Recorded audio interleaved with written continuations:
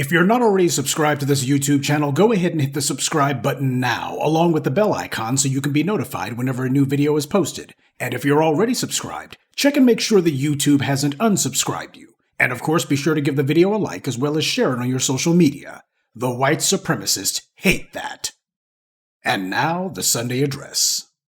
This week, there were two verdicts back-to-back regarding black men murdered by police. And it illuminates the landscape for us because the white media was outraged at one verdict and absolutely celebratory at the other. They didn't make any bones this time around about which verdict they liked and which one they didn't.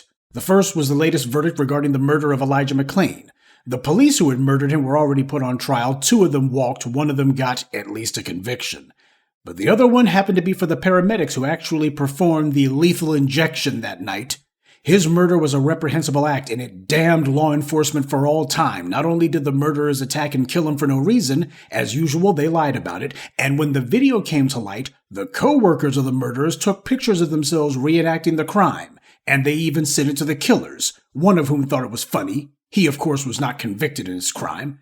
This is pure evil we're up against, but this week the paramedics who actually injected McClain with that poison that killed him, they were convicted.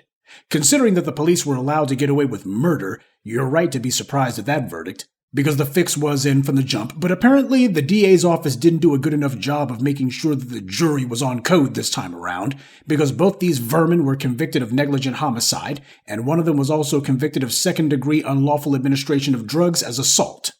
One of the murderers took the stand, and I guess he figured that he would pull a Kyle Rittenhouse and show some phony remorse, do a little bit of political theater and say, "Oh, I'm just so sorry, I had no idea." He was forced, however, to admit on the stand that he knew full well that he had given McClain an overdose of ketamine. The killer tried to use the standard lie that these criminals are taught to say. He tried to claim that the unconscious McClain was exhibiting extra agitation. That's a lie, because the video itself showed that McClain was unconscious at the time that he was injected. There's no way in hell he could have been showing extra anything. The prosecution also showed that not only was there nothing in the killer's training that said that he should have ever given a higher than recommended dose of ketamine, but also that the training showed the potentially fatal consequences of injecting too much of that poison. So he was caught 5 ways from Sunday. As the white media, they pushed the lie of how these murderers have legal immunity. CNN was shocked by this outcome. The white media is beside itself about this altogether. As CNN reported, the two paramedics standing trial for the death of someone they treated in police custody is unparalleled. Paramedics are typically considered local government agents protected by statutory immunities where injury and death can occur even when they abide by their medical training. Now look at how CNN framed that. Even when they abide by their medical training, the prosecution showed, however reluctantly, that these two did not abide by their medical training. They violated their medical training. But you got CNN, the Klan News Network, the same racist who tried to put Freddie Gray on trial for his own murder, and here they are saying that the murderers of Elijah McClain, they were just abiding by their medical training when it was shown that they were not. Unparalleled indeed, they say. They admit that they had been propagandizing the public, though, when they pointed out that CNN previously reported that these guys have immunity from law. That's the propaganda they're talking about. Now, this is them also trying to signal to the authorities that they should ignore the law. This is what CNN's doing loud and clear. There is no legal immunity from murder, or at least there shouldn't be. The black residents are up against an organized death squad out there in Colorado, as we are nationwide. The so-called fire chief himself of Aurora went on Facebook, and he was protesting the verdict openly. He said it was wrong. He didn't like it. Quote, "I am discouraged that these paramedics have received felony punishment for following their training and protocols in place at the time and for making discretionary decisions while taking split-second action in a dynamic environment." First of all, this was not a dynamic environment the night that McClain was murdered. McClain was unconscious at the time that they injected him with that poison. He had been assaulted and put in a stranglehold by those criminals. The environment wasn't dynamic. And also, as far as what he's saying about he's discouraged by them getting felony punishment following their training, yeah, he tried to use the same kind of weasel words and verbal vomit that the police used, and he's discouraged that it didn't work. He's discouraged that these bastards got what they deserved. The only thing not to like here is that these animals only got negligent homicide convictions because what they did was murder. But this is what the fire chief's doing. He's acting no different than the police unions. What does that tell you? What this tells me is that this Auten creep is clearly trying to position himself for a political run for something. He is going out of his way to interject himself into a matter that has nothing to do with him. You have never heard of a fire chief deciding to speak out on something like this. You never heard them do that. He should be quiet, and normally he would be. But he wants to be seen. That's what this is. This punk is on team white supremacy, and when they took that L, he's got to wear it too.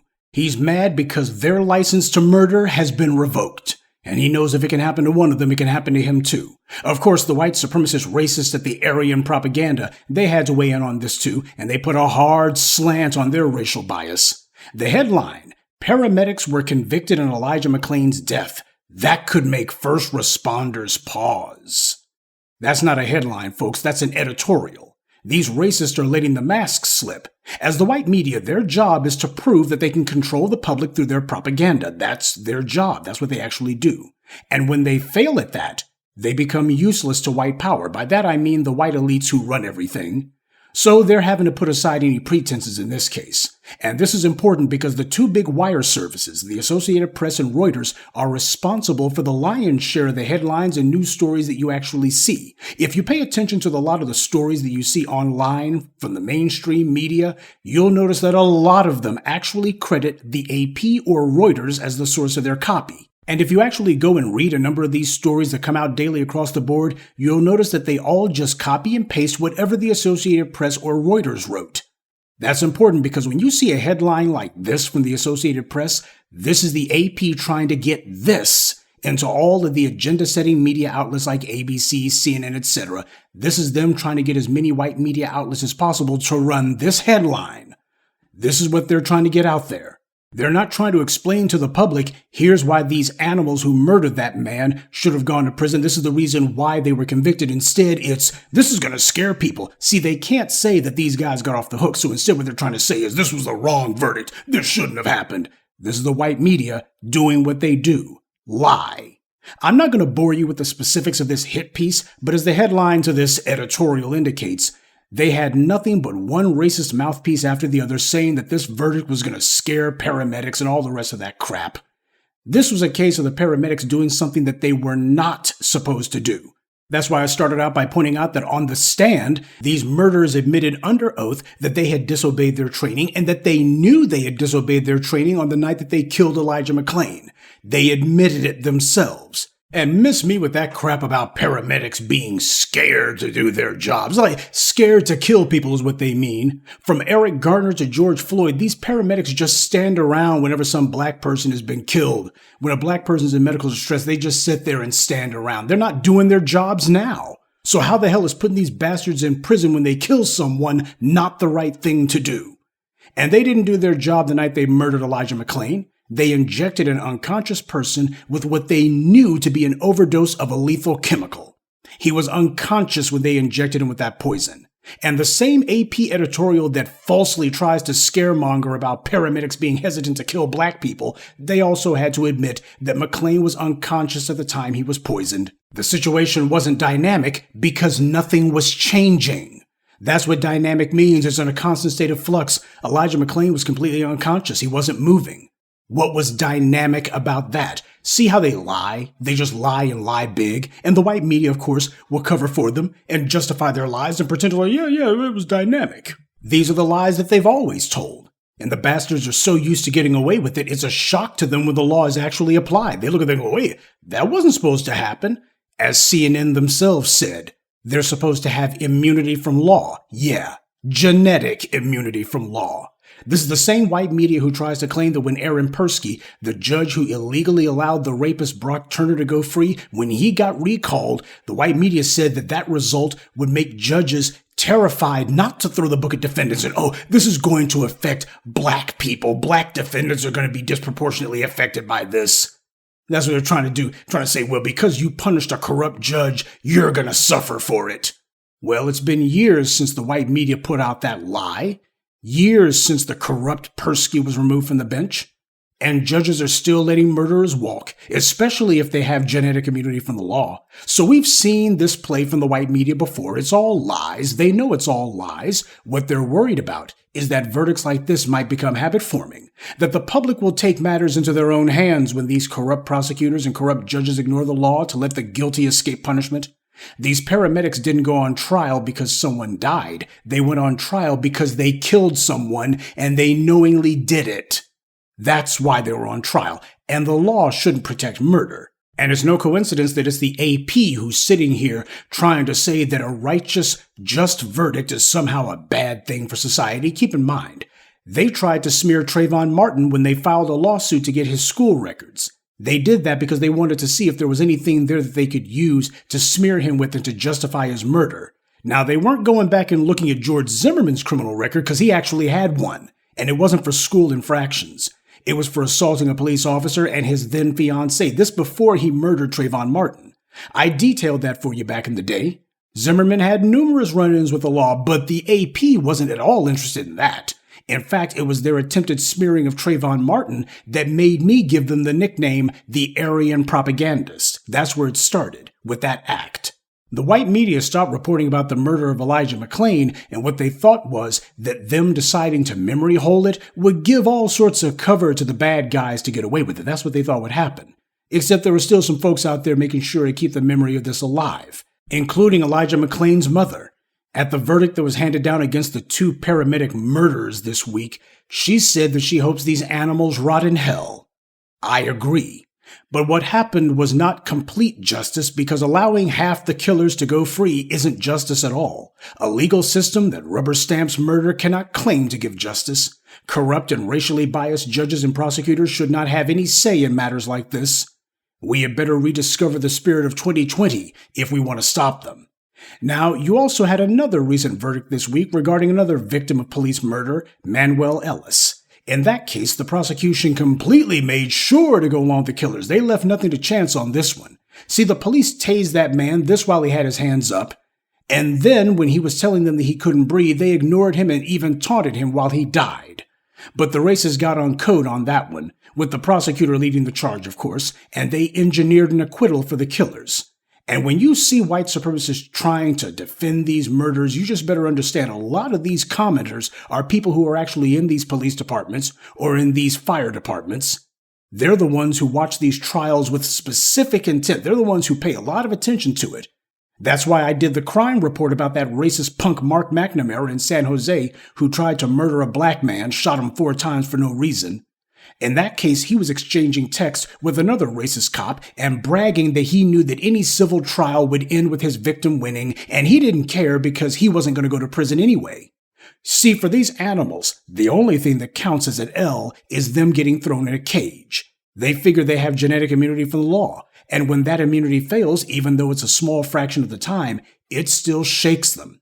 Because all these racists are doing the exact same thing. That's why we keep seeing this coast to coast, big towns, small towns everywhere. So when one of them gets arrested for it, they all get mad. And when they get convicted, they all get scared. Because they know that any one of them could be next. We'll continue with the moment of truth in just a moment, but first, a word from the official sponsor of Black Empowerment, Power Tools. There's no telling when something's going to come up, so make sure you carry your power tools at all times. You never know when you're going to need to bring the hammer down, or when you'll have some trash that needs to be blown away, or some obstacle that requires cutting down. Don't get caught empty-handed. Keep your hammer close by. Keep that leaf blower at the ready, and always carry your steel. Power Tools. Because no matter what your day job or side hustle may be, there's no excuse for not being ready to put in some work. And by the way, it always puts a smile on my face whenever I see these pieces of crap online claiming that this is why police and paramedics are abandoning these fields. Good. They need to go, but not before we examine their records and see what other crimes they've committed. Justice always has a strong element of vigilance. That means you keep watch, and retribution. That means you inflict pain. Without both of those two things, you cannot claim that you've had justice. But as far as all of these dirty cops and dirty paramedics and dirty fire department personnel being run out, that's exactly what's supposed to happen. Good people are not supposed to allow the bad guys to hang around, and then we gotta be forced to pay them some sort of pension after all the crimes they've spent a career amassing? Forget that. They should spend their golden years, in fact, they should spend their entire lives in a cage. That's what they're scared of happening. Because as people pay attention to these things, we also have to make sure they understand these guys keep getting off the hook, and that's what they're scared of changing next. See, what's going on here is all of these corrupt racist institutions, including the white media, trying to find a way to reverse the changes that have been made over the last 5 to 7 years. That's what this is all about. See, before 2020, the white media was telling lies, talking about, well, qualified immunity is the reason these cops keep getting off the hook. It's qualified immunity, so you should go to your local legislature. You know, the same legislators who didn't do anything about it. Because what they were trying to do was to get the public onto a treadmill. They knew that whole qualified immunity canard was a load of bull, and they wanted to see that if they could get the public running in circles, hopefully get them distracted. Oh, you should go talk to your member of Congress. Yeah, because there's nothing that the prosecutors can do. That's what they were trying to say. Suddenly, though, when people took to the streets and made it clear that they weren't going to waste their time with the courts anymore, all of a sudden the prosecutors miraculously realized they could bring charges and they could get convictions all of a sudden. Yeah, because the public made it clear that if you don't start putting the cops in prison, then the prosecutors were going to be the ones who got punished.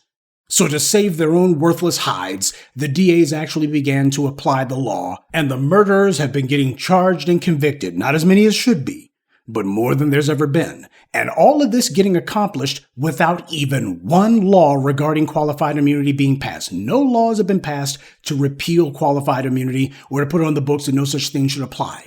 Absolutely nothing about the legal landscape has changed whatsoever. Nothing has changed at all, and yet the police are being put in prison because the people took to the streets. So what does that tell you? The problem here isn't legal immunity and never has been. The problem is what has always been, racial immunity. Because black cops accused of harming a white person, they get arrested immediately. And it doesn't take thousands of people protesting and marching in the streets to do it either. Soon as some white person says that black cop over there did me wrong, they immediately slap him in handcuffs. And the police unions don't stick up for him. And the white media doesn't try to say, oh, it's going to be hard to get a conviction. Or maybe they've been overcharged. Or, well, you better go for a lowball charge. It's just going to be just so difficult to prove that they did it. No, if you're a black cop accused of harming a white person, all they talk about is how many years you're going to get and why. This is racial immunity that they're fighting to maintain. And the trash you see defending these murders, these are other criminals hoping to get their own necks out of the noose. This is why they're putting out lying headlines saying that paramedics will be terrified and the sky's gonna fall. They're talking about themselves. They know full well that the killers admitted that they ignored their training, and the white media is ignoring the facts and just saying that they shouldn't have been put on trial anyway. Had these been black paramedics and the victim white, they would be bragging that this was a great day for the law and it set a new precedent, and they'd be explaining to the public how, well, this is something that every paramedic needs to consider. They would also be telling any and every blemish on the service record of those paramedics if they were black. Every time they failed an evaluation, every qualification that they didn't have, anything that would make them look bad if they were black. But we need to recognize what's going on here, what the enemy is trying to do. These half and half outcomes where there's a verdict, but it doesn't amount to much, or some of the murderers get convicted, but not others, and the judges start getting bolder about doing these no punishment sentences. This is what I mean by the enemy is trying to tiptoe their way back to the old normal. They don't do it all at once, not with one big leap. They know that doing that would instantly outrage the public. Everybody would immediately be on alert. So instead, they're trying to do it one trial at a time. They're trying to get there one step at a time. Like the frog in the pot of boiling water, you turn it up slowly and hopefully the frog won't realize what's happening. But there's also something else that has to go for black families, like the family of Manuel Ellis. They got a settlement from the city, but black people have to stop trying to win the lawsuit lottery. For too many black people, that's the only thing on their minds.